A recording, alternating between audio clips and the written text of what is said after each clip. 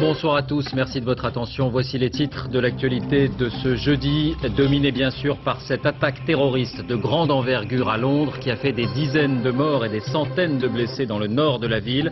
4 explosions, 3 dans le métro, 1 dans un bus. Ces attentats portent, semble-t-il, la marque d'Al-Qaïda et une revendication est analysée par les services de renseignement.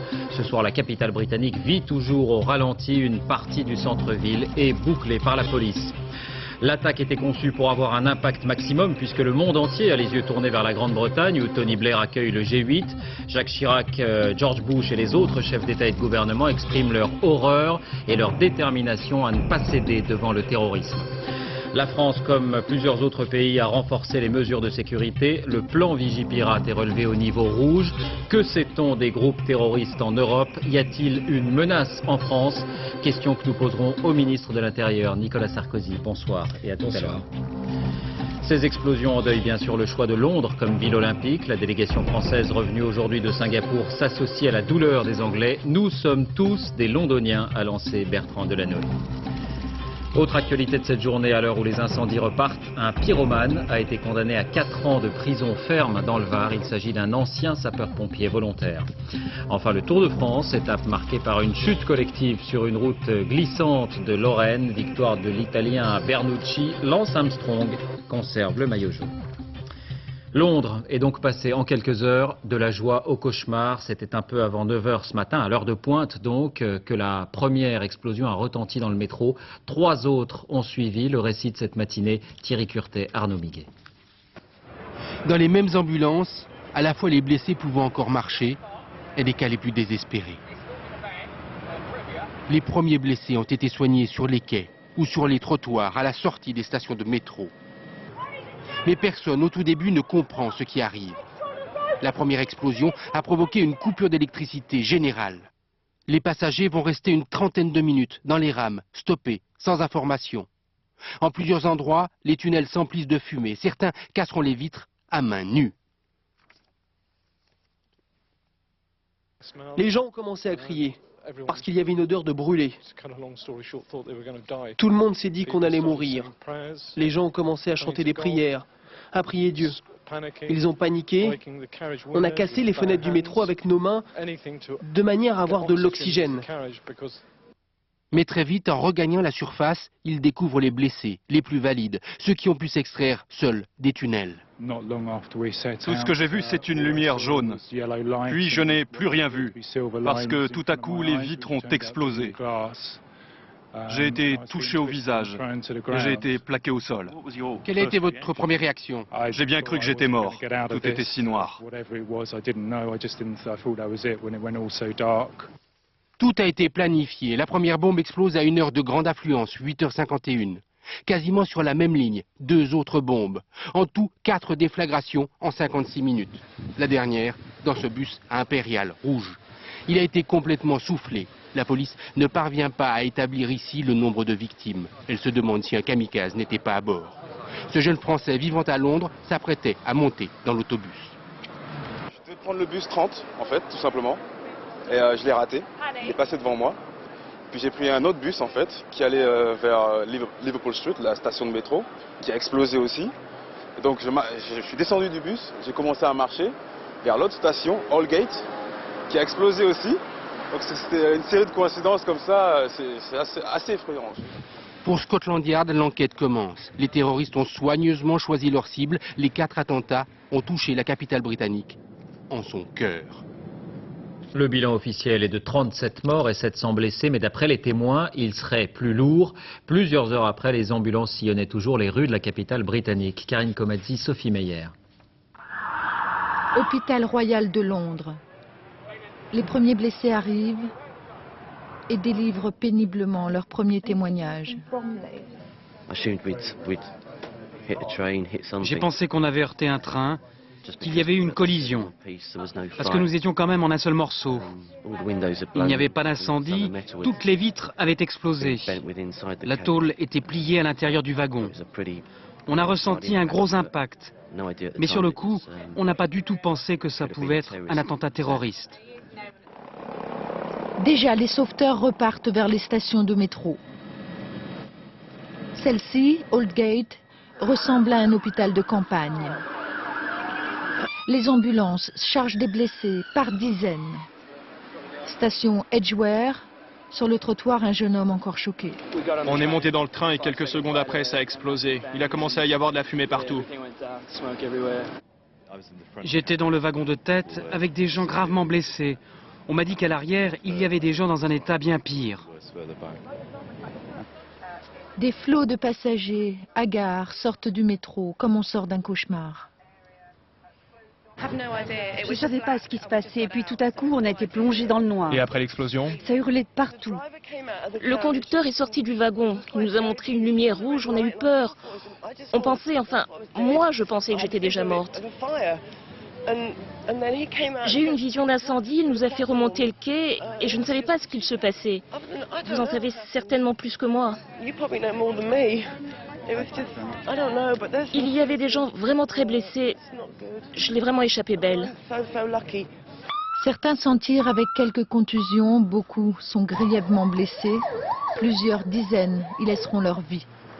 Le hasard d'avoir pris le métro un matin d'attentat. Ce soir, Londres ressemble à une ville fantôme. Une partie du centre-ville est fermée aux voitures. Les transports sont paralysés. Beaucoup de commerces ont baissé leurs rideaux. Frédéric Crotta, Mathias Second. L'alerte vient d'être donnée. Les policiers sont extrêmement tendus. Toutes sirènes hurlantes, ambulances et voitures de police convergent sur les lieux des explosions. On ne parle pas encore pour l'instant d'attentat. Les grilles de toutes les stations du métro de Londres sont fermées, sans aucune explication. Pour beaucoup, la marche à pied devient le seul moyen de transport. Les taxis sont pris d'assaut. C'est de la folie, les gens sont perdus, tout le monde cherche un taxi. La thèse de l'attentat se précise, ce qui entraîne une saturation du réseau des portables. Les files d'attente devant les cabines téléphoniques s'allongent. Il y a beaucoup de coups de fil par contre de la France qui essayaient de se renseigner parce qu'ils se demandaient ce qui nous était arrivé. Les vendeurs de journaux font recette et à la télévision, les messages de la police sont sans équivoque. La seule chose que nous recommandons à la population, c'est de ne pas bouger. Si vous êtes à la maison, restez à la maison. Si vous êtes au travail, restez au travail. En fin d'après-midi, le métro est toujours fermé au public, car il faut vérifier station par station qu'aucun autre engin n'est susceptible d'exploser. Tout le réseau du métro de Londres est passé au peigne fin pour s'assurer qu'il n'y a plus d'engins explosifs et les bus ne sont plus en circulation pour être fouillés. Alors les Londoniens qui dans l'ensemble n'ont pas versé dans la panique regagnent comme ils peuvent leur domicile. C'est à pied que beaucoup ont décidé de faire le trajet. D'innombrables bouchons à la sortie de la capitale et en fin d'après-midi une nouvelle alerte à la station Victoria qui n'a pas contribué à rassurer la population londonienne, évidemment très marquée par ce jeudi noir. Et en direct de Londres, on retrouve Laurent Boussier. Bonsoir Laurent, on s'attend donc à un bilan qui va sans doute dépasser les chiffres actuels. Oui, absolument. En tout état de cause, le bilan actuel va augmenter, ne serait-ce que parce que les victimes de l'attentat dans le bus à Russell Square n'ont pas encore été toutes prises en compte. La police ne veut pas donner le chiffre exact, mais ce que l'on sait de sources non officielles mais concordantes, c'est qu'elle serait au nombre de 10, avec éventuellement l'implication d'un terroriste. Laurent, le choc a été très rude, mais on est surpris en regardant les images par le flegme des Britanniques. Écoutez, d'abord les Londoniens savaient depuis longtemps que leur ville était une cible potentielle pour les terroristes. Et puis d'autre part, les services de sécurité, la police, les pompiers et les ambulances avaient fait des exercices l'année dernière d'alerte à la bombe et d'alerte chimique justement dans le métro. Des services de sécurité qui aujourd'hui ont parfaitement réagi, tout s'est passé relativement dans le calme, évidemment malgré quelques scènes de panique. Et puis de toute façon, vous savez, les Britanniques sont assez flegmatiques et ils ne veulent absolument pas que les terroristes leur guident leur manière de vivre et leur manière de penser. Merci Laurent, on vous retrouvera tout à l'heure. Un choc aussi en tout cas pour Tony Blair, le chef du gouvernement qui recevait le G8 en Écosse, est apparu très ému pour sa première déclaration, très déterminé aussi. Il a quitté le sommet quelques heures pour se rendre sur place. On l'écoute, ainsi que le maire de Londres, Ken Livingstone. Que les responsables de ces actes barbares sachent bien que notre détermination à défendre nos valeurs et notre mode de vie est plus grande que leur détermination à semer la mort et la destruction chez les innocents pour imposer leur extrémisme au monde. Cette attaque terroriste ne visait pas les forts et les puissants, les présidents ou les premiers ministres. Elle visait les Londoniens ordinaires, noirs et blancs, musulmans comme chrétiens, hindous ou juifs, vieux et jeunes. On a tué pour tuer. Les Britanniques et les Londoniens en particulier sont donc passés de l'euphorie olympique à l'horreur du terrorisme. Les banderoles Londres 2012 n'ont pas encore été rangées. On l'aperçoit sur cette vue aérienne. La stupeur n'en a été que plus grande. Envoyés spéciaux Maris Burgot, Roy Connelly. La fierté, le bonheur des Anglais hier soir sur Trafalgar Square. Le même endroit cet après-midi, étrangement silencieux. Les drapeaux des Jeux Olympiques sont évidemment toujours là, mais la fête n'est plus dans les esprits. Les gros titres de la presse sur la victoire de Londres appartiennent désormais au passé. C'est de terreur que l'on parle ce soir. Comment peut-on passer d'un tel sentiment de joie hier à cette brutale descente aux enfers? Autour de Trafalgar, des milliers de Londoniens marchent puisqu'il n'y a plus de transport en commun. Étrange ambiance en ce lendemain de fête. Vous vous souvenez lorsque les tours se sont effondrées à New York? On voyait ces images de gens qui quittaient la ville. Eh bien, c'est la même chose ici. L'inquiétude est sur tous les visages, mais le positivisme têtu des Anglais est déjà de retour. On garde le sourire, il en faudra beaucoup plus pour écraser Londres. Dans les pubs, la bière n'est pas festive comme elle le fut hier soir. Elle se partage d'ailleurs entre Anglais. Et les questions d'une équipe de télévision française ne sont pas spécialement les bienvenues. Je ne veux faire aucun commentaire. J'aimerais garder mon point de vue pour moi tout seul. Je suis choqué, dégoûté. Hier c'était un bon jour, aujourd'hui c'est un jour très triste.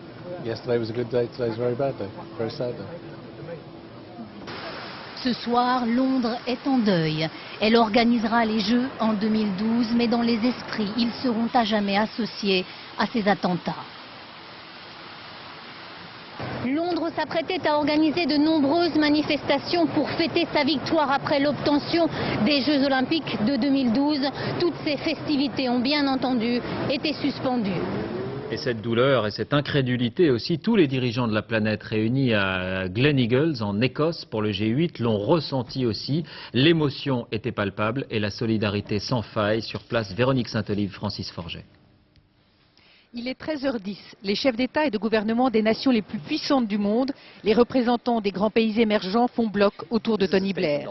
Venus à ce sommet avec de profonds désaccords, ils sont à cet instant unis comme jamais.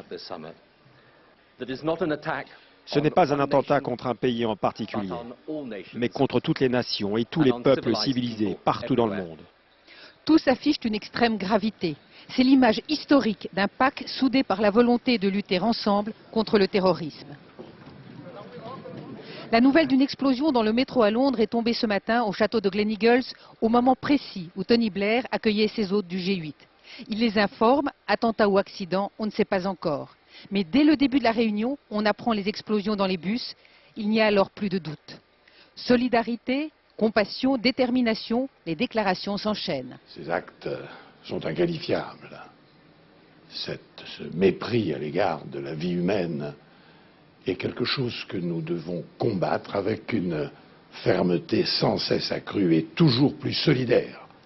Le président américain, qui depuis les attentats du 11 septembre a déclaré une guerre totale à Al-Qaïda, s'engage solennellement. On ne cédera pas à ces gens, on ne cédera pas aux terroristes. On les trouvera et on les traduira en justice. Après le départ de Tony Blair à Londres, les chefs d'État ont continué à travailler, comme pour prouver que le terrorisme n'avait réussi qu'à renforcer leur solidarité. Et Jack Straw, le ministre des Affaires étrangères, a pris la présidence de la réunion en attendant le retour de Tony Blair. Bonsoir Thierry Tuillier, vous suivez vous aussi ce sommet. Ça fait quelques années que vous avez l'habitude des grandes réunions, mais vous avez senti cette fois une unité très forte devant l'événement. Oui, incontestablement, il y a une image, je crois qu'il faut retenir de cette journée si particulière à Gleneagles, c'est cette fameuse photo de famille qui a, pour une fois, j'allais dire, bien porté son nom. Photo très impressionnante à la mesure du choc et de la stupéfaction qui a saisi les hôtes de ce sommet. Songez George Bush et Jacques Chirac côte à côte, encadrant Tony Blair pendant sa déclaration, ou bien encore le Brésilien Lula, le Chinois Hu Jintao, côtoyant le Russe Vladimir Poutine. Tous sont unis, rassemblés derrière Tony Blair pour dire évidemment non à la menace terroriste. Et d'ailleurs, sur le fond, Tony Blair a évidemment réitéré, et c'est fait, le porte-parole de ses collègues étrangers, pour réitérer évidemment que la lutte contre le terrorisme ira jusqu'à son terme avec une victoire des démocraties et des pays donc présents à ce G8. Une dernière chose évidemment, David, vous imaginez, on attend ici le retour de Tony Blair qui devrait donc présider comme prévu le dîner de cette soirée, et au menu évidemment il y aura le terrorisme qui n'avait pas été prévu, mais l'ordre du jour de cette soirée est bousculé évidemment depuis ce matin. Merci Thierry. Alors question maintenant, pourquoi la Grande-Bretagne a-t-elle été visée? En fait, depuis longtemps, les dirigeants anglais redoutaient un attentat, et plus encore peut-être depuis quelques mois. Voici pourquoi. Explication Amaury Guibert, Arnaud Miguet. La police avait toujours un œil sur lui, mais le laissait faire. Devant la mosquée de Finsbury Park à Londres, l'imam radical Abu Hamza parlait sans retenue. Attaque en règle contre l'Occident, les mécréants, ce qui lui vaut aujourd'hui d'être en prison en attendant son procès.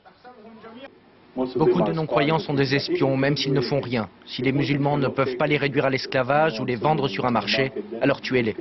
Derrière ce discours, Londres et la Grande-Bretagne sont devenus une plaque tournante des activistes islamistes en Europe. Une étape pour les candidats au djihad. En général, ce qu'ils font à Londres, c'est se former idéologiquement, apprendre un certain nombre acquérir un certain nombre de savoirs en termes de savoirs religieux et sur le djihad, et pouvoir voyager, aller sur les terrains du djihad et se former militairement cette fois.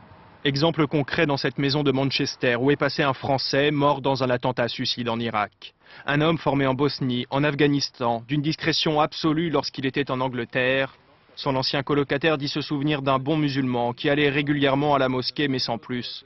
Pas un extrémiste en tout cas. Il est parfaitement évident que le pays doit faire face aujourd'hui à des menaces terroristes qu'il n'avait jamais connues auparavant. Accusée de laxisme par bon nombre de ses partenaires, la Grande-Bretagne est contrainte de réagir après le 11 septembre 2001. Des lois antiterroristes plus sévères et des opérations de police en série. Coup sur coup, les services secrets neutralisent un projet d'attentat chimique, démantèlent un commando qui voulait attaquer un aéroport londonien ou arrêtent le chef d'Al-Qaïda en Grande-Bretagne. Des succès, mais aussi une prise de conscience. Le pays est une cible, comme le reconnaît le maire de Londres il y a 1 an et demi. Il serait miraculeux, compte tenu des moyens mis en œuvre par les terroristes et compte tenu du fait que certains sont prêts à y laisser leur vie, qu'ils n'y parviennent pas un jour à Londres. Alors le pays s'est préparé au pire. Il y a 1 an et demi, un attentat chimique était simulé dans le quartier de la City à Londres. À l'époque, 80% des Britanniques étaient persuadés que leur pays serait frappé un jour ou l'autre par le terrorisme. Oui, et puis il faut rappeler que la Grande-Bretagne est l'allié numéro 1 des États-Unis en Irak, où elle a 8000 hommes sur place. À Londres, on retrouve Laurent Boussier. Laurent, une revendication a été diffusée sur Internet, adressée aussi à un ministre allemand. De quoi s'agit-il? Est-elle prise au sérieux? Écoutez, il s'agit d'une revendication faite par un groupe jusqu'alors inconnu qui s'appelle Al-Qaïda Djihad en Europe. Alors je ne sais pas si cette revendication-là en particulier est prise au sérieux par la police, mais ce qui est sûr en tout cas, c'est que toutes les revendications venant de groupes islamiques vont être étudiées avec énormément d'attention par la police et les services de sécurité britanniques. Il y a quelques semaines, la police et ces mêmes services de sécurité avaient effectué plusieurs coups de filet dans les milieux islamistes londoniens. Et évidemment, visiblement, ceux qui ont perpétré les attentats d'aujourd'hui sont passés au travers des mailles de ce filet. J'ai contacté il y a quelques instants des membres d'unités antiterroristes. Ils m'ont confirmé que pour préparer ce type d'attentat, avec ce type de professionnalisme, les attentats qui ont lieu aujourd'hui, il fallait entre 4 et 6 mois. Vous voyez, le coup de filet était il y a quelques semaines. Ceux-là sont passés au travers. Vous restez avec nous, Laurent. On vous retrouvera sans doute à la fin de ce journal.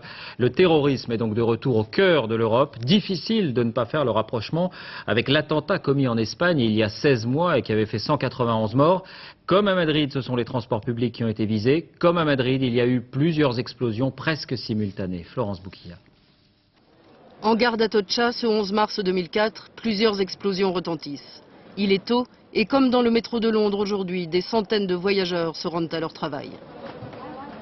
Le bilan est terrible, près de 200 morts et 1900 blessés. 10 bombes ont explosé dans 4 trains de banlieue à destination de la gare principale de Madrid, le tout dans un laps de temps très court, comme à Londres ce matin où 4 attentats ont frappé les transports publics, 3 dans le métro, 1 dans un bus à double étage. À Madrid, dans un sac, les enquêteurs retrouvent une bombe qui n'a pas explosé. Et dans cette fourgonnette, le jour même de l'attentat, des empreintes. Celle de Jamel Zougam, 31 ans, arrêté le 19 mars. Ce responsable d'Al-Qaïda aurait fourni les portables qui ont servi à déclencher les bombes à distance. En tout, le commando terroriste compte au moins une trentaine d'hommes. Mais 3 semaines après les attentats, cernés par la police, 7 d'entre eux se suicident à l'explosif dans leur appartement de Leganés, près de Madrid. Depuis, 22 terroristes sont en détention provisoire. Parmi eux, Mohamed l'Égyptien, cerveau présumé des attentats de Madrid, arrêté en Italie et extradé en Espagne. Dans cette nébuleuse figure aussi Abu Dafda. Incarcéré depuis novembre 2001 à Madrid, il a comparu en avril dernier pour sa participation supposée aux attentats du World Trade Center. Mais du fond de sa prison, il aurait pu aussi jouer un rôle dans ceux de Madrid. Le procès des auteurs présumés des attentats en Espagne devrait avoir lieu début 2006. Quelques heures après l'annonce de ces attentats et un peu partout en Europe, les mesures de sécurité ont été renforcées. En France, le plan Vigipirate a été relevé au niveau rouge. Zindine Boudaoud, Daniel Lévy. À Paris, le drapeau britannique, l'Union Jack, flotte à mi-mât. L'ambassade du Royaume-Uni est en deuil. Sa protection est renforcée. Des soldats et des policiers stationnent devant l'édifice. La France a renforcé son dispositif Vigipirate. J'ai décidé d'élever immédiatement le plan Vigipirate du niveau orange au niveau rouge. La phase rouge de Vigipirate prévoit des contrôles aléatoires d'accès aux trains, des patrouilles dans les TGV et des restrictions de l'espace aérien. C'est le 3e niveau d'une échelle de risque qui en comporte 4. Dans chacune des gares parisiennes, comme ici Gare du Nord, une quarantaine de policiers et militaires patrouillent. Des consignes de sécurité maximum ont été données. Les contrôles des passagers et de leurs bagages sont drastiques. Comme dans le métro, la SNCF annonce un renforcement de la vigilance sur les grandes lignes ou celles de banlieue. Pas de crainte ou de panique sur les visages des usagers. D'abord, s'il y a quelque chose, on ne pourra pas faire grand-chose. On ne pourra pas faire grand-chose, donc des trains qui ou des palettes, ça ne changera rien. Monsieur, une fois de plus, on a besoin de vous et nous comptons, les Français comptent sur vous. La ministre de la Défense est venue encourager ses troupes mobilisées par le plan de vigilance antiterroriste. Plusieurs unités de l'armée qui étaient au repos ont été rappelées. À Roissy, les vols vers les États-Unis et la Grande-Bretagne, environ 90 par jour, font l'objet d'une surveillance étroite. Un contrôle accru des bagages et plus serré des passagers est prévu. Le renforcement de la sécurité concerne les sites sensibles de la capitale, mais aussi ceux de province. Comme prévu, le ministre de l'Intérieur Nicolas Sarkozy est avec nous sur ce plateau. Merci d'avoir accepté notre invitation. Juste avant de vous entendre, quelques éléments sur ce qu'on appelle traditionnellement la nébuleuse Al-Qaïda. Cet attentat relance les interrogations sur la présence de cellules terroristes en Europe. On a appris aussi que le groupe avait revendiqué l'assassinat de l'ambassadeur d'Égypte en Irak, enlevé il y a quelques jours. Audrey Goutard, Bruno Vignet. Les bombes explosent à Londres. Au même moment, ce diplomate égyptien, enlevé samedi à Bagdad dans sa voiture, est exécuté. 2 actions simultanées revendiquées par Al-Qaïda. Une véritable stratégie terroriste de la part de l'organisation. La stratégie d'Al-Qaïda, c'est frapper, provoquer le maximum de victimes, perturber les économies occidentales et montrer à ses partisans que Al-Qaïda existe toujours pour pouvoir les motiver et poursuivre les recrutements. Une guerre sans répit. En fait, Al-Qaïda poursuit un processus de terreur qui n'a jamais cessé depuis l'attentat de Madrid en 2004. La preuve des centaines d'interpellations d'islamistes en France et partout en Europe depuis des années. Des combattants prêts à l'action et qui annoncent régulièrement leur volonté d'en découdre avec les pays qui ont envoyé des troupes en Irak. Des actions terroristes planifiées très longtemps à l'avance. Ce ne sont pas des attentats spontanés, il y a certainement un décideur qui a mis au point cette opération, qui a demandé plusieurs mois de préparation, qui a demandé certainement peut-être 20-30 personnes pour préparer cet attentat. D'autres terroristes seraient déjà prêts à l'action. Les autorités françaises et leurs homologues européens se préparent donc à toute éventualité. L'Italie, d'ailleurs, vient d'annoncer officiellement qu'elle savait que son pays était une cible d'Al-Qaïda. Nicolas Sarkozy, d'abord, est-ce que vous avez des informations sur cet attentat en Grande-Bretagne? Oui, j'ai eu 2 fois aujourd'hui le ministre de l'Intérieur britannique, dont la dernière fois il y a une demi-heure. Il m'a indiqué que le bilan provisoire c'était 50 morts, 300 blessés, dont 50 très graves, qu'il y avait eu 4 explosions, 3 dans le métro, une dans un autobus, que celle-ci avait été d'une violence considérable puisque le toit du métro s'est effondré. Il m'a précisé que la scène du crime était très difficile à reconstituer du fait des dégâts qui avaient été provoqués par le souffle de l'explosion. Quel est le sentiment dominant des Britanniques et peut-être le vôtre, fort de toutes les informations dont vous disposez, sur l'origine de cet attentat? Bon, d'abord, les Britanniques m'ont indiqué qu'ils étaient tous mobilisés, qu'ils recherchaient des renseignements, des pistes, pour retrouver cette bande de criminels. Parce que c'est bien de ça dont il s'agit. Les appeler terroristes, c'est encore trop indulgent. Parce que ça voudrait dire qu'il y a une idéologie derrière. Il n'y a pas d'idéologie. Ce sont des assassins qui ne respectent rien ni personne. Et la piste Al-Qaïda est privilégiée? Il m'a indiqué qu'il pensait que c'était la piste Al-Qaïda, même s'il n'en avait pas d'éléments. Il m'a également indiqué qu'à sa connaissance, sans en être sûr, il n'y avait pas eu de bombes humaines, enfin de kamikazes. De kamikazes, enfin, à sa connaissance en état actuel des choses.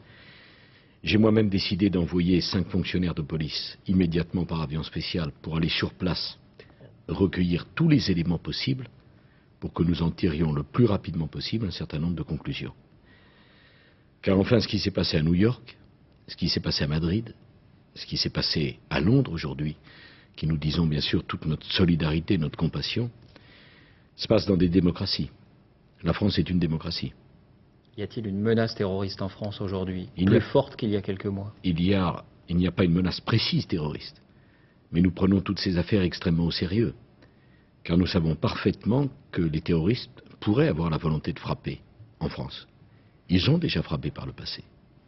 Donc nous nous considérons en état de vigilance absolument maximum. Tous les services sont mobilisés, notamment les services de renseignement, parce que qu'est-ce qui compte? C'est de pouvoir attraper ces gens avant qu'ils agissent. La rapidité d'exécution est pour nous capitale. Or, sur les 2 ou 3 dernières années, il y a eu plusieurs équipes qui ont été arrêtées en France.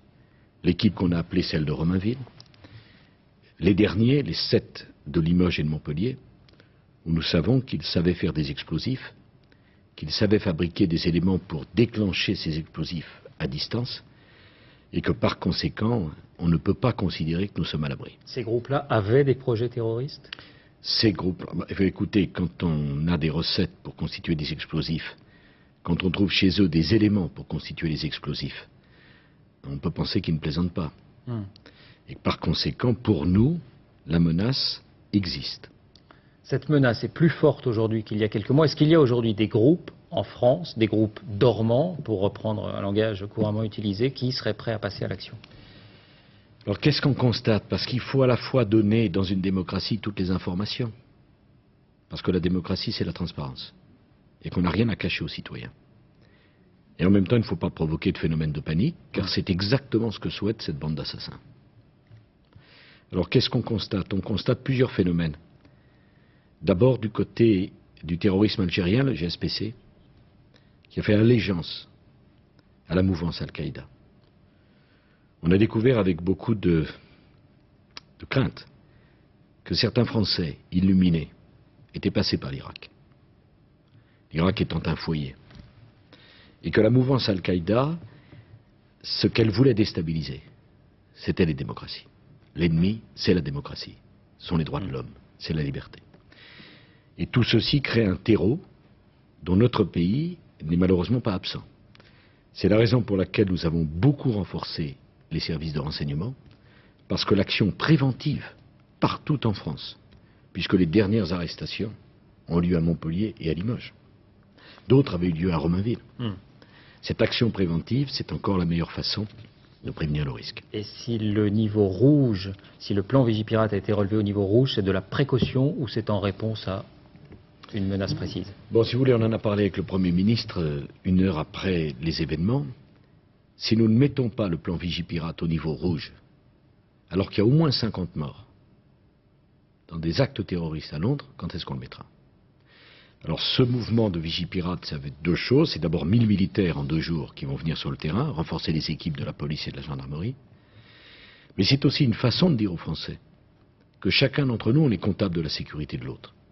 Que sans panique, sans changer ses habitudes, il faut être vigilant. Il faut faire attention. Une dernière chose, Nicolas Sarkozy, est-ce que vous savez si parmi les 50 morts britanniques et les centaines de blessés, il y a des Français? Écoutez, je vous le dis prudemment parce que je collecte des informations. À ma connaissance, il y aurait, sous réserve, 2 Françaises blessées. Ce sont les derniers éléments que j'ai eus. Je vous les donne pour ce que je les tiens, c'est-à-dire les communications sont extrêmement difficiles.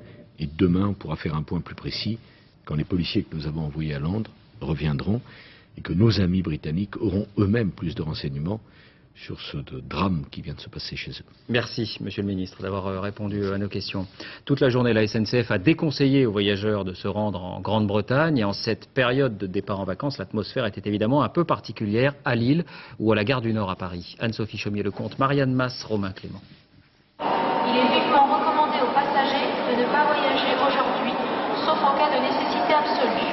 Différer son départ ou renoncer à partir, les consignes de la SNCF sont claires. Pourtant, à la gare du Nord, à l'embarquement de l'Eurostar, les voyageurs sont là. Sur la plateforme, l'attente se prolonge jusqu'à 2 heures, sans inquiétude perceptible, plutôt du fatalisme. Je pense qu'il y a autant de risques d'aller demain qu'hier, c'est un jeu de risques. Je prends mon train à 17h10. Pourquoi vous repartez alors? Bon, mais moi, je vis là-bas, j'habite là-bas, c'est là-bas ma vie, c'est là-bas ma place, bon, j'ai pas le choix. Vous savez comment ils ont fait les Anglais pendant la guerre? Non. Ils ont tenu le coup, c'est tout. Dans la gare, en milieu d'après-midi, certains ignorent encore que Londres a subi des attentats. Ces 2 jeunes Anglais s'apprêtaient à rentrer dans leur pays. Il leur faudra de longues minutes pour réaliser.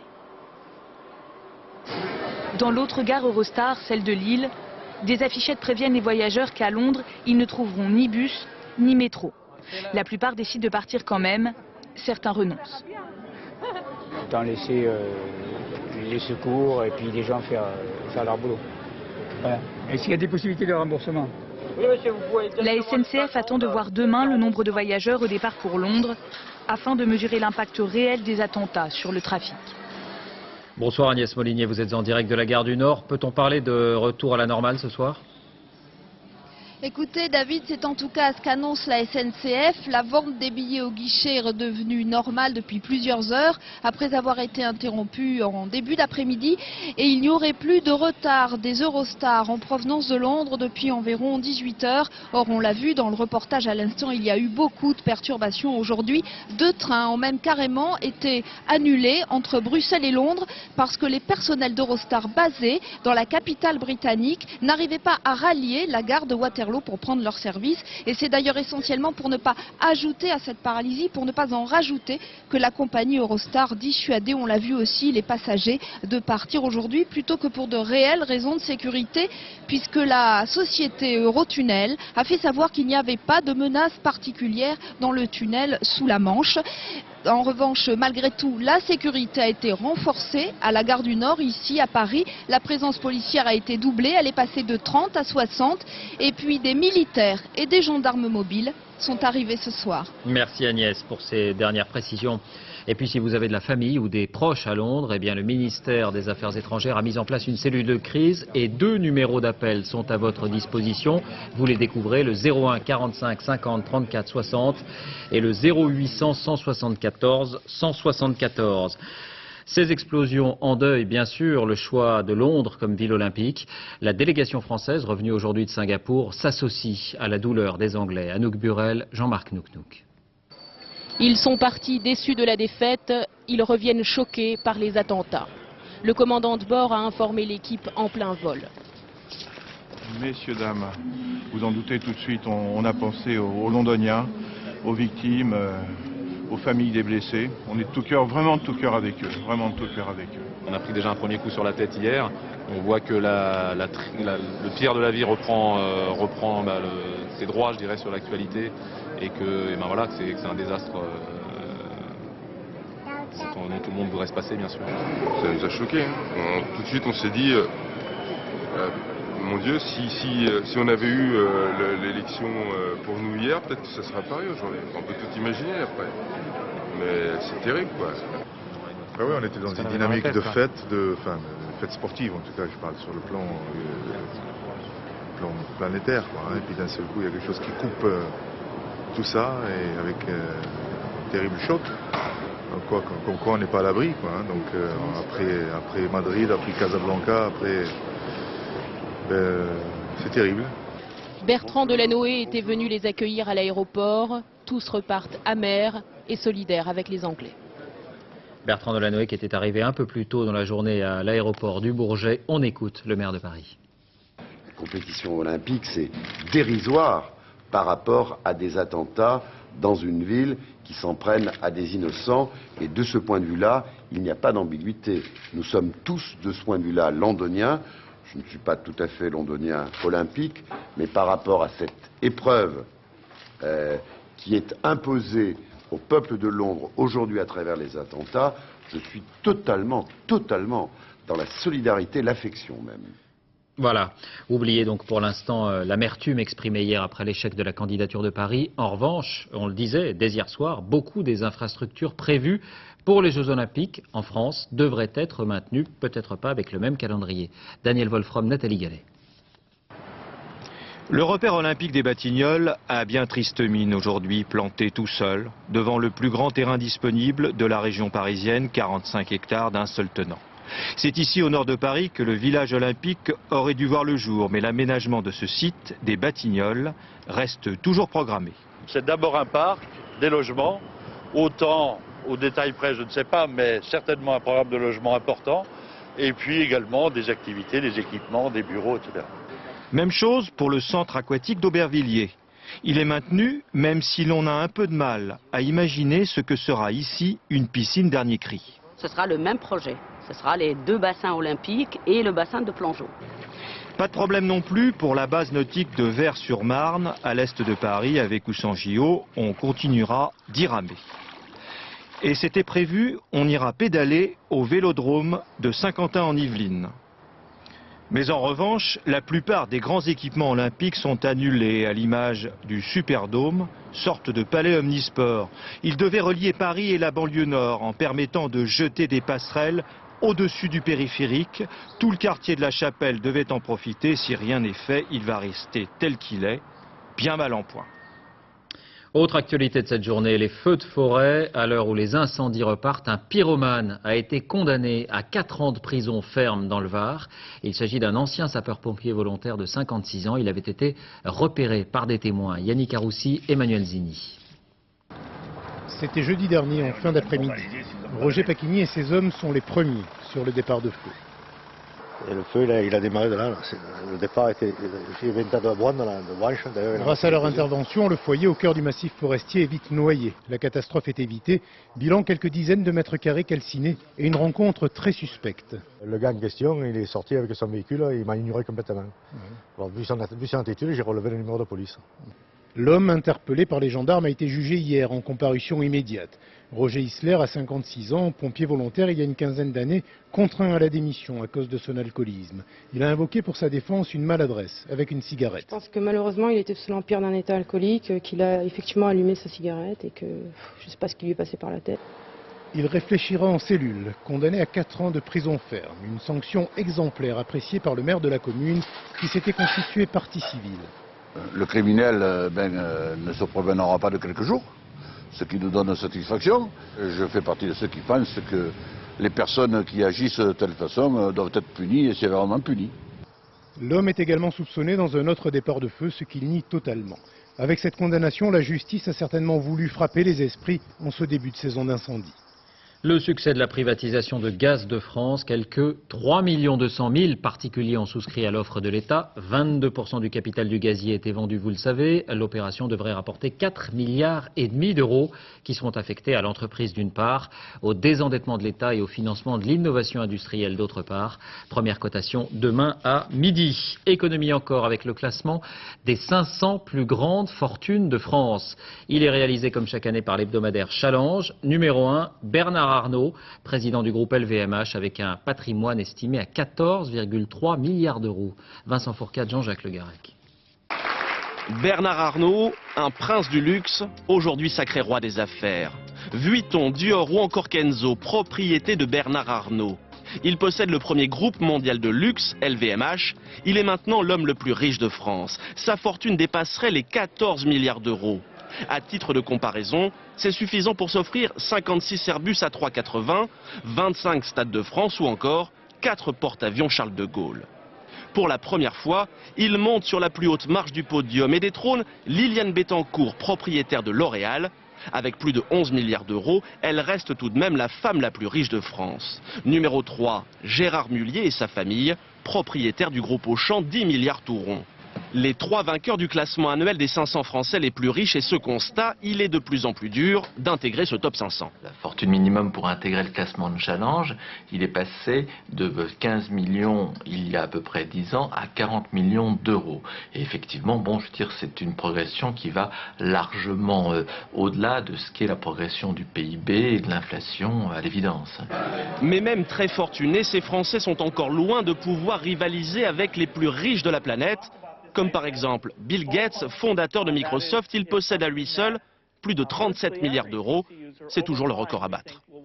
Santé pour réaliser des économies. La sécurité sociale et le gouvernement s'attaquent au conditionnement des médicaments. Une boîte au lieu de 3 pour les longues maladies ou les maladies chroniques. L'objectif est de réduire les marges gagnées par les pharmaciens. 180 millions d'euros pourraient être ainsi économisés. Sophie Rodier, Alain Locasio. Hypertension, diabète, ostéoporose. Aujourd'hui, tous ces médicaments doivent être renouvelés chaque mois. À partir d'août, les pharmaciens pourront délivrer des boîtes contenant 3 mois de traitement. Selon le gouvernement, cette mesure permettrait à la sécurité sociale d'économiser 180 millions d'euros par an d'ici à 2007. Mais pour les pharmaciens, c'est une fausse bonne idée. Je pense que les patients ont besoin de rentrer voir leur pharmacien, de rentrer dans la pharmacie, de poser des questions. Et s'ils prennent l'habitude de s'y rendre moins souvent, je pense que le traitement ne sera pas très bien suivi. Principal motif d'insatisfaction pour les pharmaciens, leurs marges sur les médicaments vont diminuer. Le système français est tel que plus le prix du médicament est élevé, moins la marge est importante. On gagne moins sur une boîte à 30 € que sur 3 boîtes à 10 €. Donc le pharmacien gagnera moins d'argent et donc ça fera des économies de ce point de vue-là. Par ailleurs, les pharmaciens touchent 53 centimes d'euros par boîte vendue. Cette nouvelle mesure risque donc de représenter pour eux un manque à gagner certain. 2 informations en bref à l'étranger. D'abord, 9 ans après la fin de la guerre en ex-Yougoslavie, ce nouveau pas dans la traque de Radovan Karadzic, inculpé de génocide pour ses crimes présumés en Bosnie et notamment le massacre de Srebrenica. Eh bien, l'OTAN a arrêté son fils, vous l'avez aperçu, âgé de 32 ans, et qui pourrait détenir des informations sur la localisation de son père. Aux États-Unis, une journaliste va faire 4 mois de prison pour avoir refusé de révéler ses sources. En France, c'est un droit. Là-bas, c'est un délit. Il s'agit de Judith Miller qui travaille pour le New York Times. La justice américaine recherche le responsable d'une fuite sur l'identité d'un agent de la CIA. L'un des collègues masculins de Judith Miller n'a pas eu le même courage. Il a accepté, lui, de donner l'information pour éviter l'incarcération. Sport, le Tour de France, étape marquée par une chute collective sur les routes glissantes de Lorraine. Victoire de l'Italien Bernucci, Lance Armstrong est toujours en jaune. Nathanaël Dorinxin, Emmanuel Beck. Avec son cocard et son air groggy, Christophe Mangin ressemble plus à un boxeur qu'à un coureur du Tour de France. Pourtant cet après-midi à Nancy, le Français a longtemps cru pouvoir remporter la 6e étape. 180 km d'échappée jusqu'à ce virage un peu serré et beaucoup trop mouillé, quelques centaines de mètres avant l'arrivée. Un passage piéton et Mangin voit s'envoler ses rêves de victoire. Il n'est pas le seul. Sa chute déstabilise tous ses poursuivants. En quelques secondes, les sprinteurs du peloton terminent les uns sur les autres, battus. Je suis parti de l'avant et j'ai tapé, je sais pas ce que j'ai tapé dans l'œil. J'ai très mal à l'œil là. Mais je pense qu'il m'en manquait pas grand chose pour la gagne. Pour la gagne, il ne fallait pas tomber. Lorenzo Bernucci est le premier surpris de se retrouver seul face à la ligne. L'Italien ne se fait pas prier pour remporter sa première victoire d'étape sur le Tour. Et pendant que Lance Armstrong continue de voir la vie en jaune, Marc Madio, le directeur sportif de Christophe Mangin, broie du noir, extrêmement déçu pour son coureur et pour son équipe. chier pour lui. Avant de refermer ce journal, un dernier détour par Londres où nous allons retrouver Laurent Boussier. Mais juste avant, une image que nous venons de recevoir, l'image de l'explosion, image tournée quelques secondes après l'explosion du bus et qui donne une idée de la violence de la déflagration, de la panique aussi bien sûr qui s'est emparée des habitants. Une image amateur tournée via un téléphone portable. Laurent, Londres se prépare ce soir à un retour à la normale. Oui, absolument. Un retour à la normale avec la réouverture de une ou deux lignes de bus, de métro, pardon. Les autres restent fermées. Toutes les lignes et les endroits où il y a eu des explosions sont considérés maintenant comme des scènes d'investigation, comme des lieux d'investigation pour la police criminelle. Elles sont tout à fait bouclées. Par contre, bonne nouvelle également, normalement demain, l'ensemble du réseau de bus devrait être réorganisé et devrait être réouvert. Les Londoniens, dont certains ne viendront pas travailler parce que la police a demandé encore une fois de limiter les déplacements, les Londoniens retrouveront l'ensemble de leurs bus. Et puis ce soir, il y a encore beaucoup de trafic, beaucoup d'encombrements et beaucoup de bouchons à la sortie de la ville. Merci Laurent. Et puis je vous rappelle que le bilan que nous donnait Nicolas Sarkozy après une conversation après son homologue, ministre de l'Intérieur britannique tout à l'heure, 50 morts et 300 blessés, dont 50 dans un état grave après ces attentats donc à Londres. C'est la fin de ce journal. Merci de l'avoir suivi. Tout de suite la météo, Isabelle Martinet, point route Valérie Maurice. 20h55, la télé de Sébastien, autour de la carrière bien sûr de Patrick Sébastien. 23h15, campus Guillaume Durand. 1h moins 10, dernier journal Laurence Piquet. Dès 6h30 Télématin autour de William Lémergie. À 13h, Benoît Duquesne. À 20h et tout le week-end, vous retrouverez Béatrice Schoenberg. On se quitte sur une image traditionnelle de ce début d'été. Les images du premier lâcher du taureau de la San-Fermin. Ils étaient 12 ce matin dans les rues de Pampelune, accompagnés par des centaines de coureurs comme chaque année. Des lâchers aussi dangereux pour l'homme que pour l'animal. Ils vont durer une semaine. Pas de blessés aujourd'hui en tout cas. À lundi.